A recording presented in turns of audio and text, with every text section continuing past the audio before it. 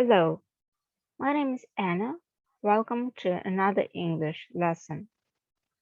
And we proceed with our listening course, and this is lesson 3. Let's start with the vocabulary, just as usual.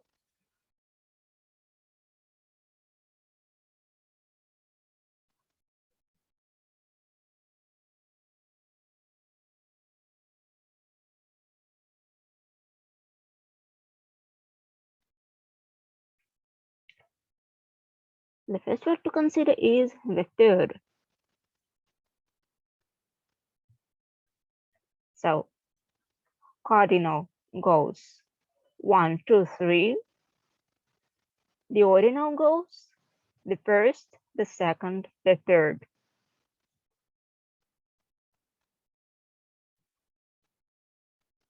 March. This is the third month of the year. It's when spring starts. Wednesday. This is the fourth day of the week. This goes after Tuesday.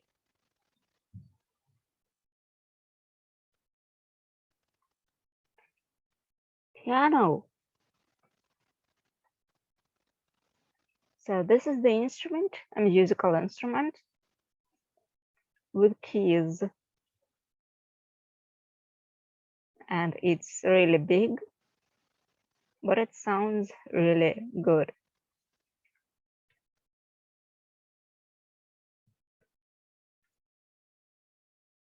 And so when you make the piano sound, when you touch the keys with your fingers to make the music, this activity is play the piano.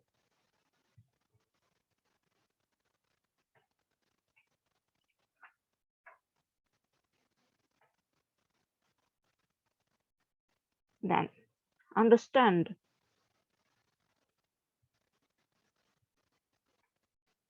So this is an important word. So this is when something happens or someone says something and you know exactly what it is. So the thing is said, the thing happens, and you know what's it. You understand it. Or, for example, your native language is, say it's German, for example, just for example. Maybe it's Chinese, but I'm just giving you an example. And so, but a person speaks English,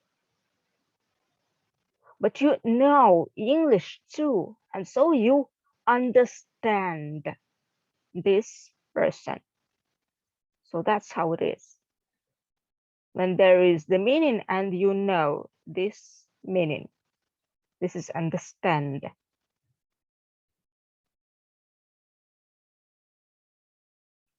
Then voice.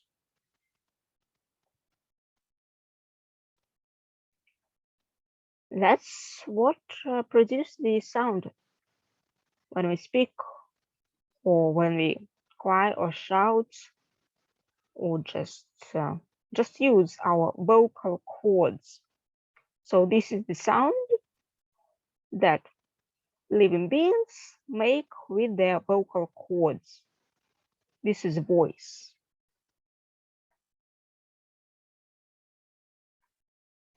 Now, one day, so this is a good beginning for a story. It's like one day I went to my friend, and the funny thing happened. We played together, and met Billy. And he was a very interesting boy, but he cracked so many jokes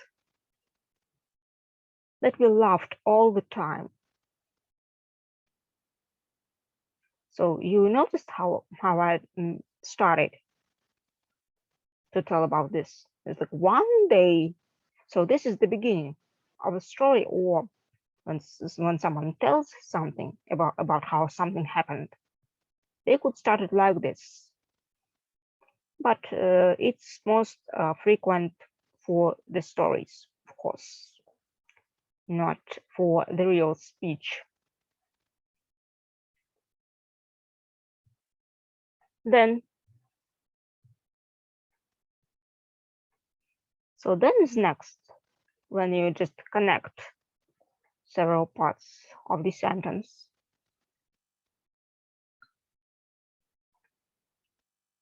A little,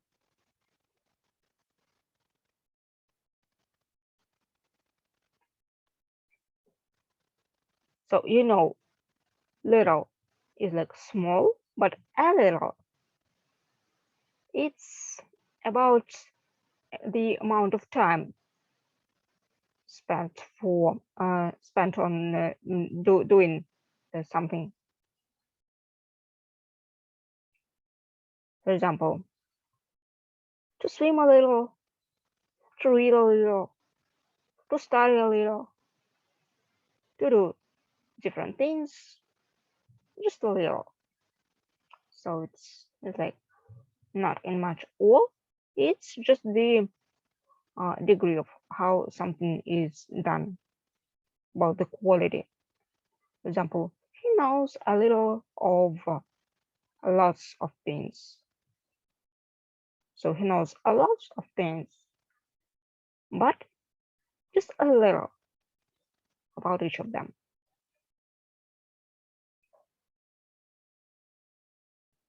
Now answer. So this is when there is a question. When there is a question, someone has to answer them. And so when there is a question, you look for an answer. So it can be a verb and it can also be a noun, you see.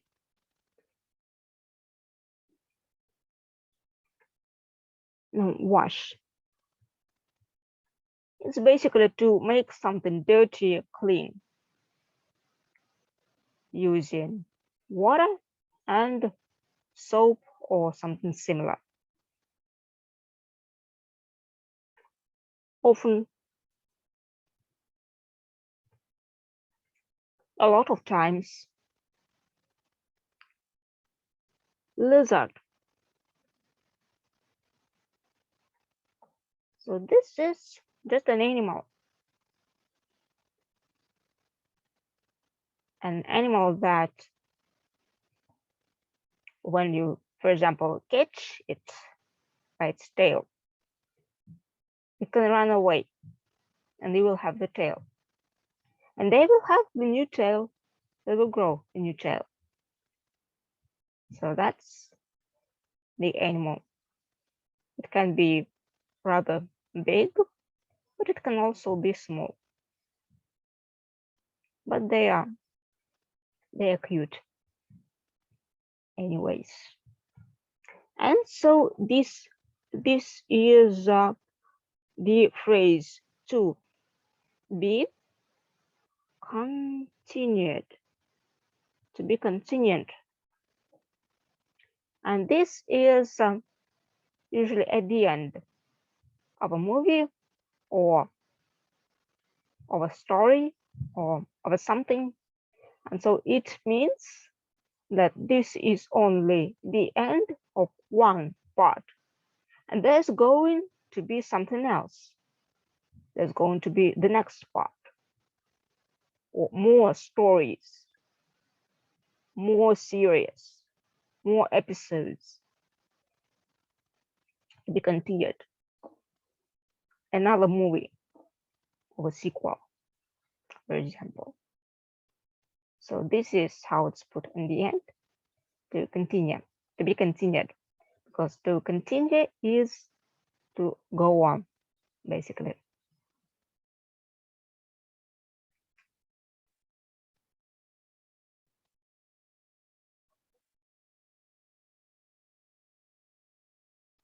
This is our simple vocabulary. Now, let's listen. And so, today's story is about children going to the lake. One day, Jim says to Mr. Kristen,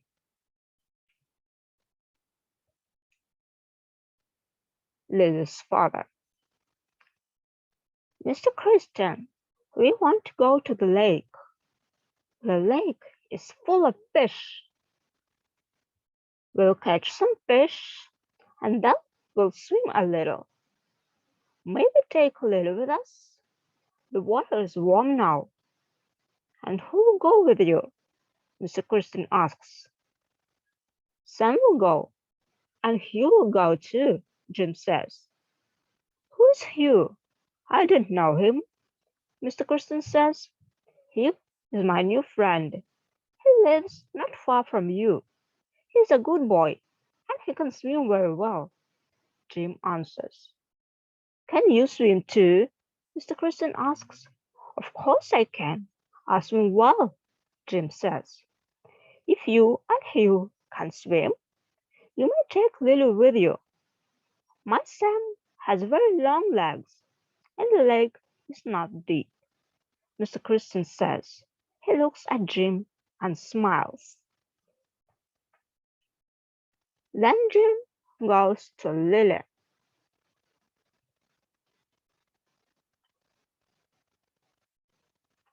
She's in her room. She hears Jim's voice, but she can't leave her little kitten. The kitten is ill and is in bed. May I come in, Lily? Jim asks. Yes, come in, Lily answers in a weak voice. Do you want to go to the lake with us, Lily? Jim asks. He doesn't look at Lily's kitten. I don't know. I can't leave my poor kitten. I'll go and ask father, Lily says. The father says that you may go, Jim answers. Oh, but I can't leave my kitten, the girl says again. Then we'll take it too. We'll wash it in the lake.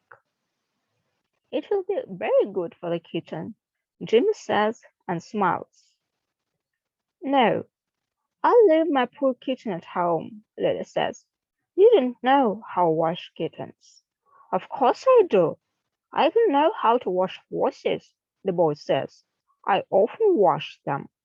Oh, Jimmy, you know a lot, the little girl says. And can you catch fish? Of course I can, Jim says. Will you catch a butterfly for me? And a ladybird? And a little green lizard? Lily asks. I will, of course, Jim says again. Now, just one question for you. What do you think about the children? And what do you think about the parents? Just what ideas do you have? So these are the questions to you. I'm looking for your answers, and I'll see you in the next lesson.